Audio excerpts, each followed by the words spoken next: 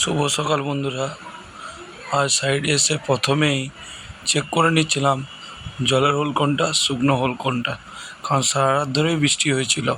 তাই জলের হোলগুলিকে আলাদা করে রেখে কাজ আগে বাড়াতে শুরু করলাম।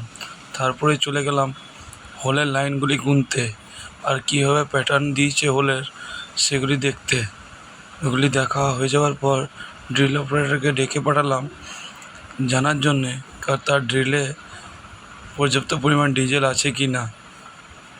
তা জানার পর যখন জানতে পারলাম যে তার ডিজেল পর্যাপ্ত পরিমাণ নেই এবং যে পরিমাণ ডিজেল আছে তাতে কত দূর হোল হবে, তখন ডিজেল অপারেটরকে ডেকে পাঠালাম। তারপরে ডিজেল গাড়ি আর বারুদ গাড়ি যাতে ঠিকভাবে ঢুকতে পারে সেই জন্য ফেসে একবার গ্রেডার চালানো করালাম। তারপরে চলে গেলাম এক্সপ্লোসিভ ভ্যান আর এক্সপ্লোসিভ ম্যাটেরিয়ালকে রিসিভ করার জন্য। যাওয়ার সময় রাস্তাতে প্রচণ্ড পরিমাণ মুষলধারায় বৃষ্টি পড়তে শুরু করলো। বৃষ্টির মধ্যেই ওভারম্যানকে ফেসের মধ্যে নিয়ে এলাম। ফেসে আসার সাথে সাথে ওপর থেকে মুষলধারা জল ঝর্ণার আকারে পড়তে শুরু করলো। তার মধ্যে ওভারম্যানের কাছে পারমিশন নিয়ে চার্জিং শুরু করলাম। চার্জিং শুরু করতে যাব ঠিক তখনই আমার পেছনে হঠাৎ করে মুষলধারায় জল ভেঙে পড়লো।